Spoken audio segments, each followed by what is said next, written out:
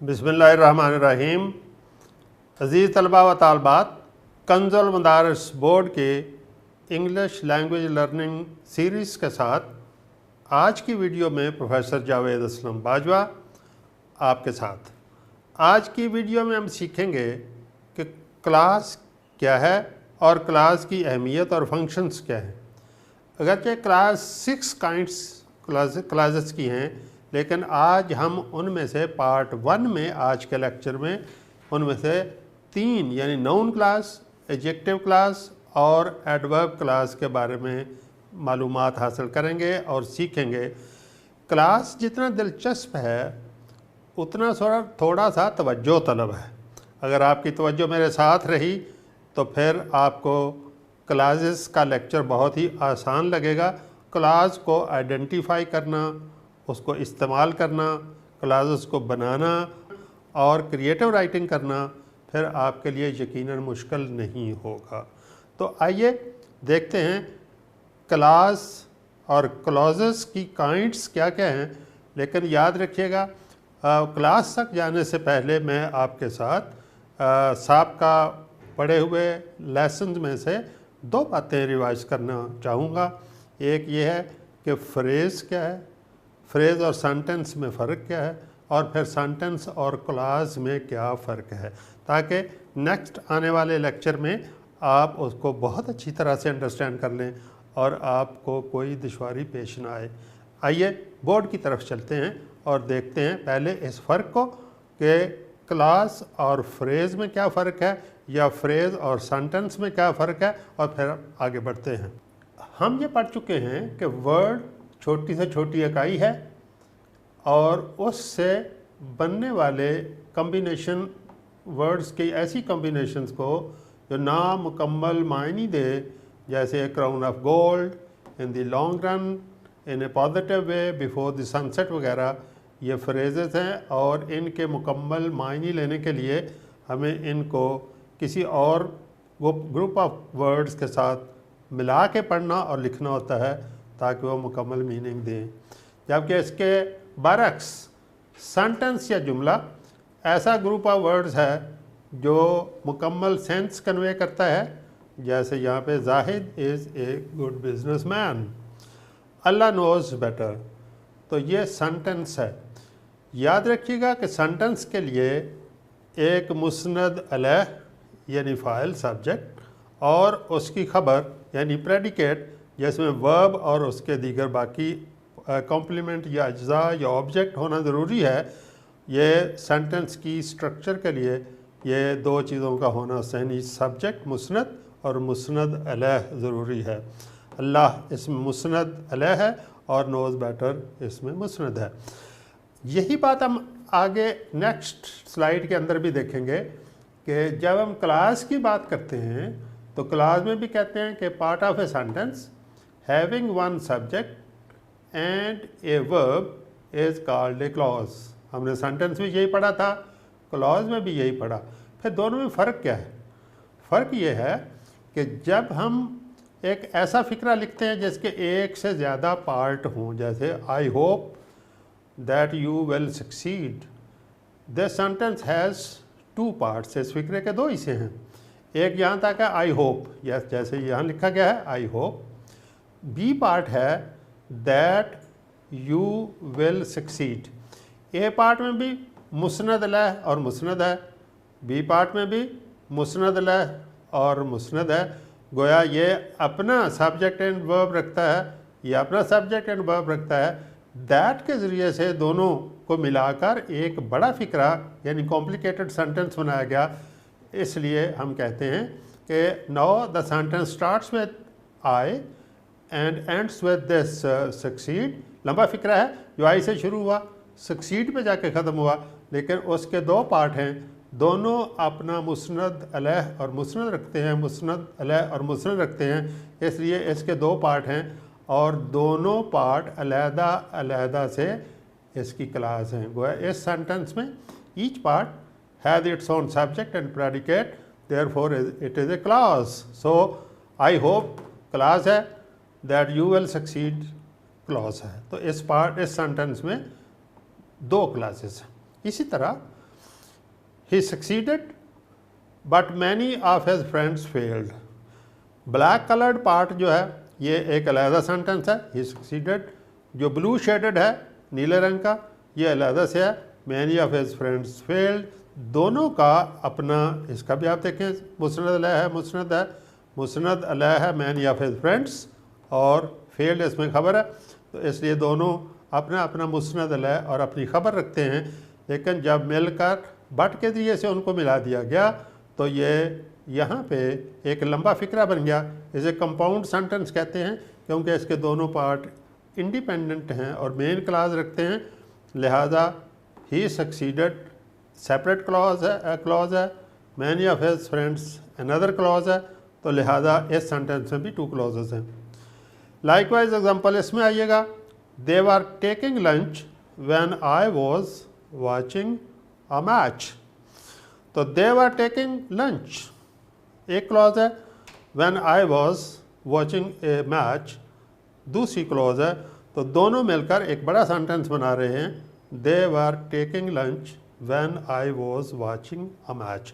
तो इस तरह से अजीज़ तलबा व तालबात आपको एक क्लास और एक सेंटेंस में वाज़ेह तौर पर फ़र्क का पता चल गया कि जैसे हमने यहाँ देखा कि एक सेंटेंस में एक मुस्नद अलह और एक उसकी खबर है। अगर देखा जाए तो सिंपलेस्ट फॉर्म में ये भी क्लॉज है, ये सिंपल क्लॉज की ऐसी सूरत है जो सेंटेंस भी है और एट ए टाइम क्लॉज भी है, क्योंकि इसमें मुस्नद अलह और मुस्नद है। लेकिन ये सिंपल सेंटेंस है। सेंटेंस को अगर हम 2 ऐसी क्लॉजेस के साथ मिला दें जो एक इसमें से एक मेन और दूसरी उस पर इन्हिसार करे, तो ये एक कॉम्प्लिकेटेड सेंटेंस बन गया और इसको पेचीदा कहते हैं। और अगर हम इस तरह बट के ज़रिए मिला दें, दोनों क्लॉजेज इंडिपेंडेंट हैं, तो ये कंपाउंड सेंटेंस बन गया और इससे 2 क्लॉजेज अलग-अलग से हैं और इंडिपेंडेंट हैं। तो ये सेंटेंस है जिसमें 2 पार्ट हैं और दोनों पार्ट आपस में क्लॉज कहलाते हैं। अजीज़ तलबा तालबात, ये फ़र्क हमने जाना और इससे हमें वाज़ेह हो गया कि एक फ्रेज़ नामुकम्मल जुमला था, एक सेंटेंस सिंपल एक क्लॉज की फॉर्म ही है, लेकिन उसमें वो सेंटेंस इसलिए कहते हैं कि उसमें एक ही क्लॉज होती है और उसका एक मुस्नद अलह और मुस्नद होता है। इसके अपोजिट में जब हम एक बड़ा फ़िक्रा लेते हैं जिसमें 2 या 2 से ज़्यादा क्लॉजेस को आपस में मिलाते हैं, दोनों अपना इंडिपेंडेंट स्टेटस उनका होता है, खा वो कॉम्प्लिकेटेड सेंटेंस बनाएं, खा वो कंपाउंड सेंटेंस बनाएं, लेकिन वो दोनों क्लॉजेस अपने अपने अलग-अलग से फंक्शंस कर रही होती हैं। इसलिए सेंटेंस के अंदर 2 या 2 से ज़्यादा क्लॉजेस भी हो सकती हैं। आइए ये पढ़ने के बाद अब हम देखते हैं कि क्लॉजेस की टाइप्स कौन सी हैं। जैसे मैंने अभी कहा कि वैसे तो 6 काइंड्स होंगे या टाइप्स होंगी। आज पहले पार्ट में, आज के लेक्चर में हम उनमें से 3 को स्टडी करेंगे और उनका बाकी रेस्ट ऑफ द 3 जो है वो हम नेक्स्ट बी पार्ट में, इसका पार्ट 2 में स्टडी करेंगे। आइए बोर्ड की तरफ चलते हैं। Type 1 that is a noun class. Noun आप समझते हैं, जानते हैं कि इसम को कहते हैं, यानी ग्रुप ऑफ वर्ड्स जिनका फ़ाइल भी होगा, मुस्नद यानी मुस्नद अलह भी होगा और मुस्नद भी होगा, और वो किसी इसम के बारे में बात करेंगे, इसम को बयान करेंगे, यानी इसम की रिप्लेसमेंट होगी। Second that is the adjective class, जो सिफ्त को बयान करने वाली क्लास है और किसी इसम की सिफ्त बयान कर रही होगी, इसम का वस्फ बयान करेगी। 3 एडवर्ब क्लास, जो ज़र्फ़ या मुतल्लक फ़ेल को बयान करने वाली क्लॉज होगी और या तो वर्ब के एक्शन को बयान करेगी या एडजेक्टिव के एक्शन को बयान करेगी या किसी और ज़र्फ़ या मुतल्लक बयान के एक्शन को ज़ाहिर करेगी। इसके अलावा इसमें जो नेक्स्ट वन है दैट इज़ द प्रिंसिपल और द मेन क्लास और independent clause. Next one is the subordinate और डिपेंडेंट क्लास, मातहत या गैर मुस्तकिल clauses, and the last one is the coordinate clause, मुआवन क्लास। आज के इस लेक्चर में हम पहले 3 को स्टडी करते हैं।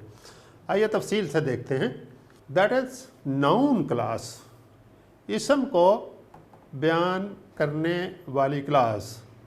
ए नाउन क्लास, इसे मुख्तसर हम एन से मुराद नाउन एंड सी से मुराद clause. A noun clause I mean N C, अगर हम एन सी कहें तो it means noun clause. A noun clause is a group of words, अल्फाज का ऐसा मजमुआ which contains a subject and a predicate, जिसका एक मुस्नद अलह है और एक उसकी मुस्नद यानी ख़बर है, ऑफ इट्स ओन अपना ज़ाती, यानी ये लाजम पार्ट हैं किसी भी क्लास के बनने के लिए, उसकी मुस्नद अलह और मुस्नद का होना ज़रूरी है। अब उसका फंक्शन क्या है, उसे नाउन क्लास कब कहेंगे? And does the work of a noun, यानी नाउन किसे कहते हैं? नाउन उर्दू में इस्म को कहते हैं, किसी चीज़, शख्स या जगह का नाम या कोई आइडिया।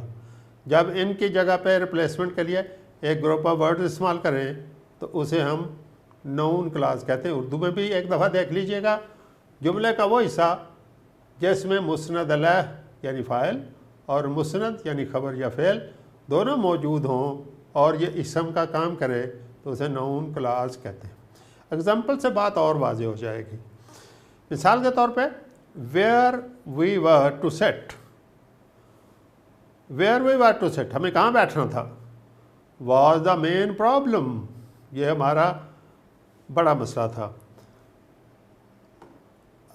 इसमें हम देख रहे हैं कि पहला पार्ट जो यहाँ बोल्ड में दिया गया और ब्लैक में है, where we were to sit, ये नाउन क्लास है और बतौर सब्जेक्ट इस्तेमाल हुई। ये कनेक्टिंग वर्ब है और इस वर्ब से पहले ये सब्जेक्ट के तौर पे ये पार्ट इस्तेमाल हुआ। इशू क्या था? Our sitting, sitting was actually the noun, that is the gerund, तो sitting, our sitting was the problem. So our sitting के बजाय और सिटिंग के बजाय यहाँ हमने where we were to set एक क्लास इस्तेमाल की है, जिसकी ये मुस्नद अलह है और ये उसकी मुस्नद है और ये मिलकर एक नाउन बना। और चूँकि ये सब्जेक्ट की जगह पे इस्तेमाल हुआ, सब्जेक्ट हमेशा नाउन या प्रोनाउन होता है, इसलिए इसको नाउन क्लास हम कहते हैं। सेकंड एग्जांपल में हम इसको ऑब्जेक्ट के तौर पे आपके सामने रखते हैं। आई डू नॉट अंडरस्टैंड, मैं ये नहीं समझता, व्हाट शी विल डू, कि वो क्या करेगी, क्या वो क्या करेगी, मैं उसे हरगज़ नहीं समझ पा रहा। तो यहाँ पे आप देखते हैं अंडरस्टैंड, इसमें वर्ब है और वर्ब के बाद ऑब्जेक्ट आना चाहिए। व्हाट शी विल डू, उसको ये बतौर ऑब्जेक्ट एक क्लॉज इस्तेमाल हुआ। मिसाल के तौर पे I do not understand it, I do not understand that, तो हमने उसकी जगह पे नाउन क्लास को इस्तेमाल कर लिया, तो ये एज एन ऑब्जेक्ट इस्तेमाल हुई। तो हमने दो मेन जगह हैं जहाँ पे नाउन इस्तेमाल हो सकता था, that was the subject of a sentence and that was the object of a sentence. दोनों एग्जांपल से हमने नाउन क्लास को that does the function of a noun के तौर पे इस्तेमाल किया, ताकि हमें वाज़ेह हो जाए कि ये बतौर इसम इस्तेमाल ग्रुप ऑफ वर्ड्स का हुआ है। आइए देखते हैं second, that is the adjective clauses, सिफ्त को बयान करने वाली क्लासेस। एन एडजेक्टिव क्लास, और एडजेक्टिव क्लास को ब्रीफली हम इस तरह से लिखेंगे, ADJ adjective and C for clause is a group of words which contains a subject and a predicate. ये जनरल इतना पार्ट है जो क्लास की डेफिनेशन है। Of its own and does the work of an adjective, और वो किसी इसम की सिफ्त के तौर पे बयान किया जाए। अजीज़ तलबा व तालबात, यहाँ पे आपको नोट नंबर 1 और इसके बाद नोट नंबर 2 इंट्रोड्यूस करवाया जाएगा।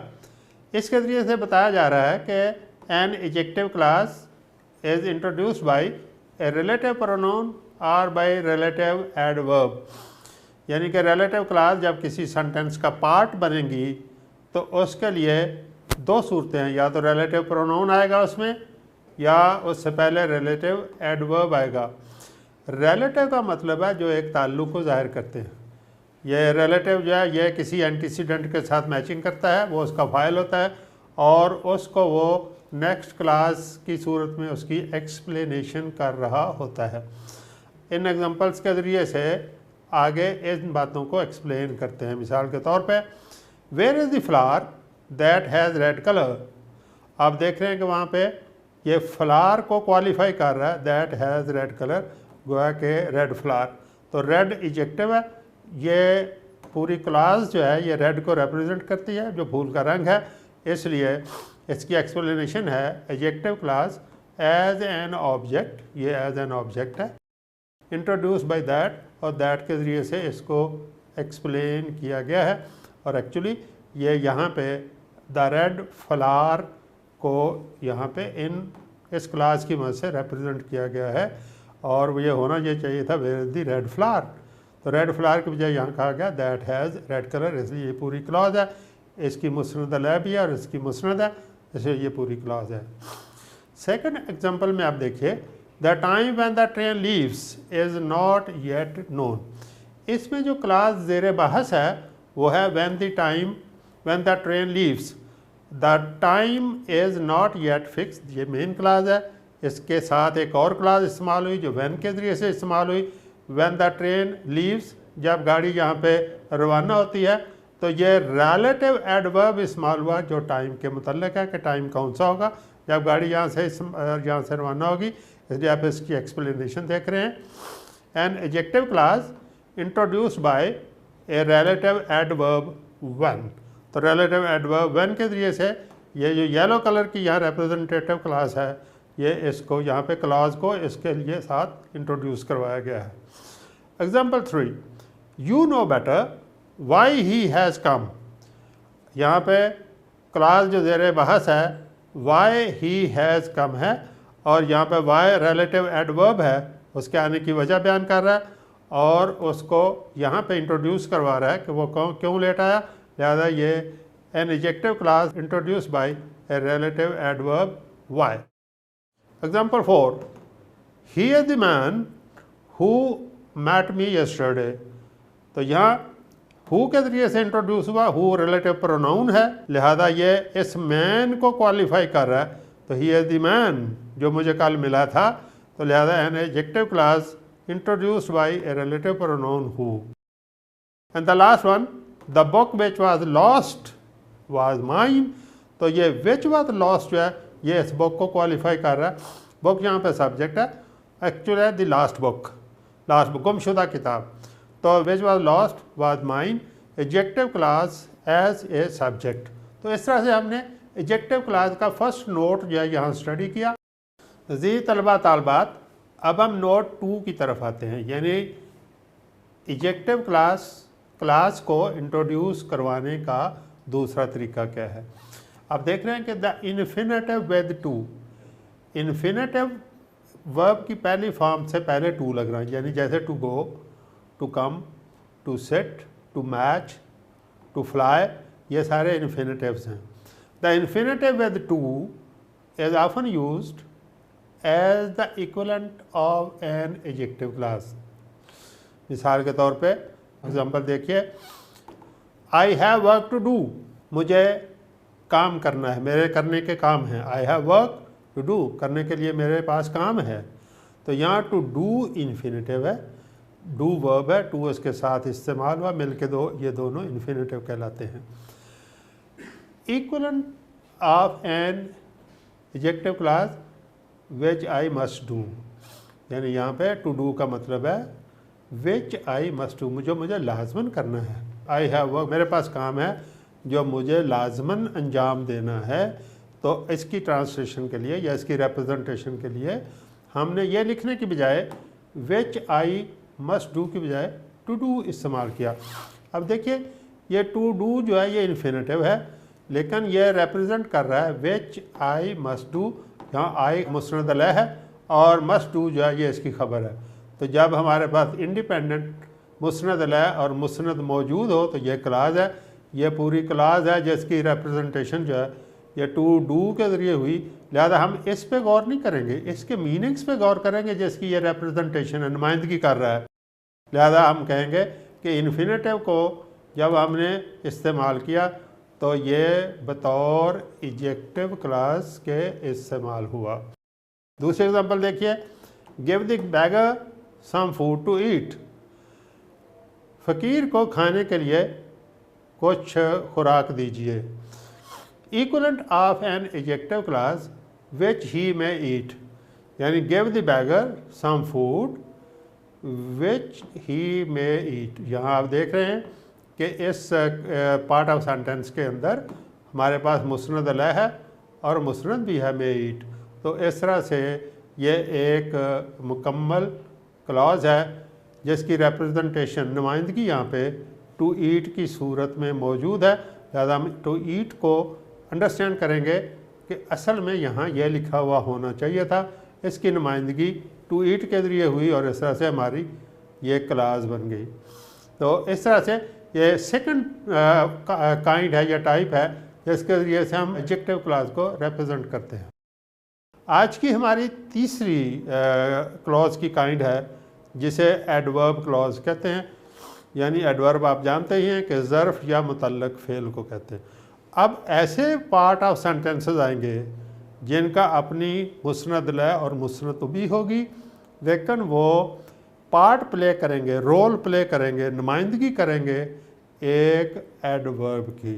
एडवर्ब जो है यानी फ़ेल के मीनिंग्स में को एक्सप्लेन करता है या किसी एडजेक्टिव के साथ इस्तेमाल होता है या किसी और एडवर्ब के साथ होता है।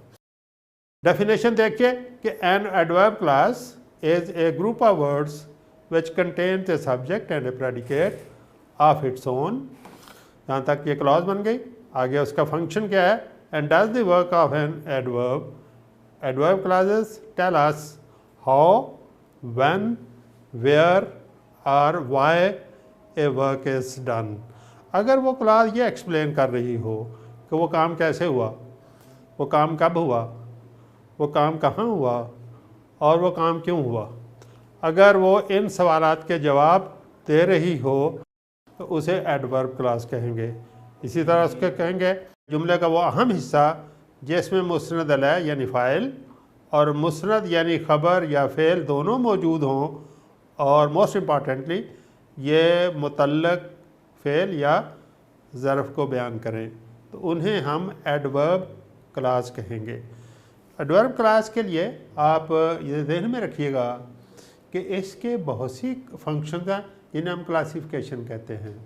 मिसाल के तौर पे adverb clauses are classified as adverb clauses of time, वक्त के लिहाज से, प्लेस जगह, पर्पस मकसद, कॉज वजह, कंडीशन शर्त, रिज़ल्ट नताइज, कंपैरिजन आपस में तकाबली जायज़ा, supposition मफरूज़ा or concession। We have the 8 type of classifications of adverb। आइए एग्जाम्पल्स के ज़रिए से इनको यहाँ मज़ीद वजाहत करते हैं। Number 1, I write this answer because you requested। यहाँ पे because you requested क्लॉज है क्योंकि यहाँ पे मुस्नद लह और मुस्नद दोनों मौजूद हैं। एक्सप्लेन वाई, अब ये वाई का आंसर है, therefore adverb clause of cause और रीज़न। तो ये कॉज नंबर 4 पे है, एडवर्ब क्लॉज ऑफ कॉज है या रीज़न है। मैंने क्यों आंसर लिखा? इसलिए कि आपने रिक्वेस्ट की थी, तो लिहाजा ये इसमें रीज़न या कॉज बयान किया जा रहा है, इसलिए इसको कहेंगे एडवर्ब क्लॉज ऑफ कॉज और reason. Example 2, he wrote the test as good as he could. जितना वो अच्छा कर सकता था उतना ही उसने किया। सवाल यह है कि उसने टेस्ट कैसा किया। How, this is the answer of how. Explain how, adverb of clause of cause. तो ये एडवर्ब क्लॉज है जो कॉज के ऊपर बयान की गई है। Third, I met him when it was raining. अब कब मेरी उससे मुलाकात हुई, ये टाइम का इंडिकेशन है, वक्त के बारे में बताया जा रहा है। तो when it was raining, that explains when, that is the clause of time। Next example is as soon as he saw me he came to me। वो मेरे पास आया। कब मेरे पास आया? जैसे ही उसने मुझे देखा, यानी जिस वक्त देखा। तो ये टाइम की रिप्रेजेंटेशन है, that's why adverb clause of time. when next, you can stay where you like। तो ये where you like जहाँ आप ठहरना पसंद करें, ये जगह के बारे में है या प्लेस के बारे में है। तो यहाँ पे adverb clause of place. Next one is we eat so that we may live. यहाँ पे खाने की वजह बयान की कि हम क्यों खाना खाते हैं, चीज़ें क्यों खाते हैं, ताकि हम ज़िंदा रह सकें, ज़िंदा रहने के लिए खाते हैं। तो यहाँ पे एडवर्ब क्लास ऑफ पर्पस है, हमारा खाने का पर्पस क्या, खाने का मकसद क्या, क्यों खाना खाते हैं, उसके लिए बयान किया गया है। Next, I got it as I wanted it. तो इसमें रीज़न बयान किए, मैंने ये ऐसे क्यों हासिल किया, इसलिए हासिल किया कि मुझे इसकी ज़रूरत थी। तो इसमें रीज़न है, that's why adverb clause of reason. Here next one, if I make a promise I keep it. ये इफ़ से सेंटेंस शुरू हो रहा है, क्लास शुरू हो रही है, लिहाजा इसमें शर्त है, लिहाजा बिल्कुल इंडिकेशन वाज़ेह है कि एडवर्ब क्लॉज ऑफ कंडीशन है। Next, they fought so bravely that the enemy was defeated. अब यहाँ पे रिज़ल्ट है, उनके बहुत बहादुरी से लड़ने के नतीजा में दुश्मन को शिकस्त हुई। तो लिहाजा इसमें रीज़न बयान की गई है, एडवर्ब क्लॉज ऑफ रिज़ल्ट है जो उसका नतीजा निकला। It will happen as sure as death. तो यहाँ पे बाकायदा इसमें यकीनी बात, यकीन दिला दिया गया है। इट विल हैपन ये रूनुमा होगा, एज श्योर एज डेथ, ऐसे ही इतना ही यकीन है जितनी मौत यकीनी होती है। तो adverb clause of comparison. And the last one is although he is poor he is honest. अगरचे वो गरीब है लेकिन वो ईमानदार है। ये हमारी सपोजिशन है, ये हमारा उसके बारे में ख्याल है, एडवर्ब क्लॉज ऑफ सपोजिशन। तो यहाँ आपने देखा कि इन एग्जांपल्स के ज़रिए से हमने एडवर्ब क्लॉजेस का इस्तेमाल जाना, जिनके अपनी मुस्नद लय और मुस्नद है हर एक के अंदर, और फिर वो एडवर्ब का काम कर रही है और उनके पर्पसेस क्या हैं, ये time, place, purpose, cause, condition, result, comparison, supposition और कंसेशन। तो इस तरह से अज़ीज़ तलबा व तालबात, आज के लेक्चर में जो क्लॉज का पार्ट 1 है उसमें हमने 3 टाइप्स ऑफ क्लॉजेस यानी नाउन क्लॉज, एडजेक्टिव क्लॉज और एडवर्ब क्लॉज और उनके फंक्शंस के बारे में हमने सबक सीखा है, सबक को पढ़ा है, अंडरस्टैंड किया है, उनके फंक्शंस के बारे में मालूमात हासिल की हैं। नेक्स्ट वीडियो में इंशाल्लाह जो बाकी 3 इसकी क्लॉजेज रहती हैं उनको टेकअप किया जाएगा और उसके साथ फिर एग्जांपल्स को सॉल्व करेंगे और फिर टास्क दिया जाएगा। तो नेक्स्ट वीडियो के लिए इंतज़ार कीजिएगा जिसमें क्लॉज का पार्ट 2 बयान किया जाएगा। जब तक के प्रोफेसर जावेद असलम बाजवा को इजाज़त दीजिए। खुदा हाफिज़।